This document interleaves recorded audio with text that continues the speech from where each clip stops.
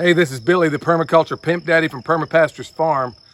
Today we're going to discuss, we're not trying to beat this chicken thing to death, but today we're going to discuss, because we think it's important, all the things we do with all the parts and pieces that we don't eat.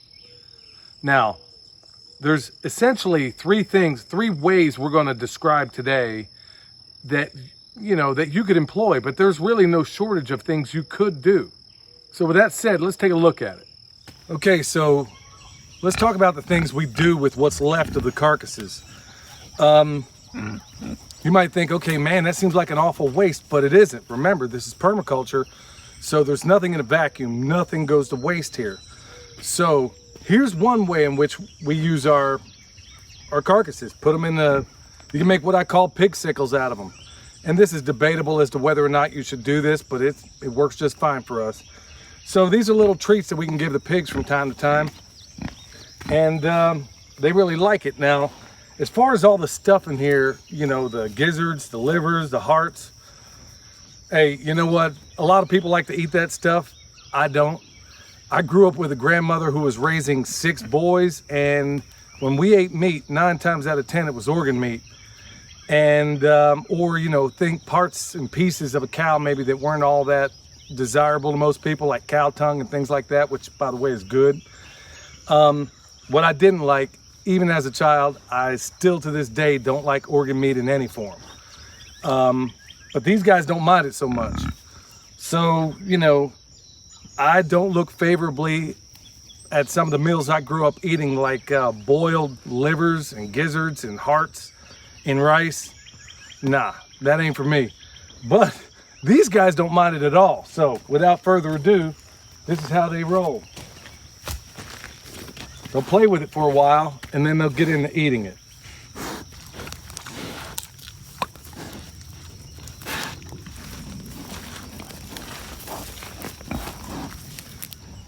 Okay, you can give some of the carcasses to the pigs.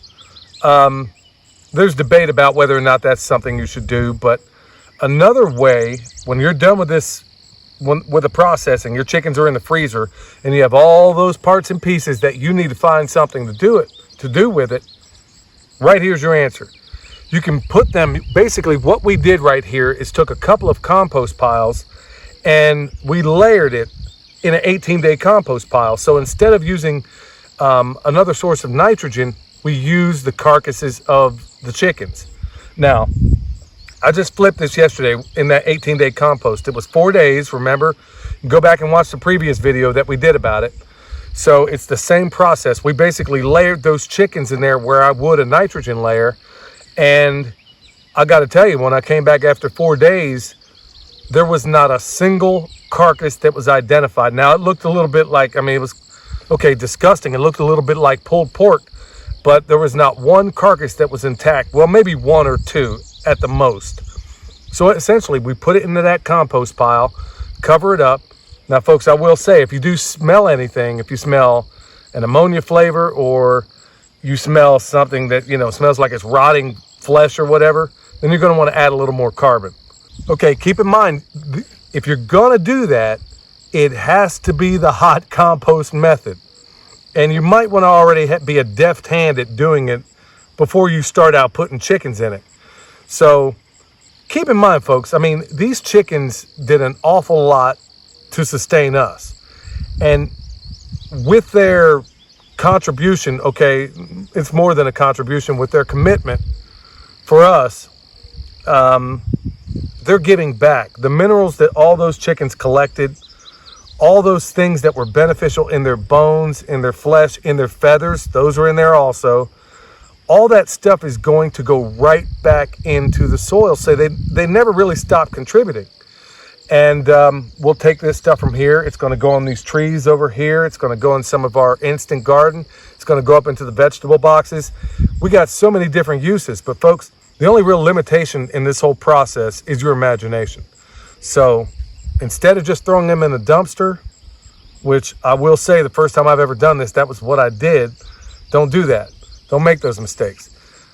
Try in every way possible to recycle. Even if you only had a little bit, try to recycle, reprocess, and put everything right back into the soil.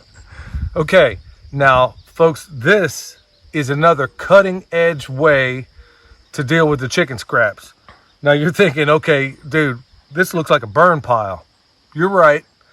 I'm not going to disclose what it is right at the moment because this requires an entire video all on its own. But I will promise you that it does involve a lot of bones. So, and this is something you're really going to want to pay attention to, folks, when we unveil it. So that might be a video from now. Anyway, we just showed you 3 different ways. You can give them to the pigs. That's controversial, I'll admit. But it's something we do and we've done. You can add it in your compost pile, which it's got to be a hot pile. Or you can put it right here in this buried pot that's been burned. And we'll cover that soon. So with that said, folks, there's probably numerous other things that you could possibly do with this stuff that I don't know about, but maybe somebody out there does.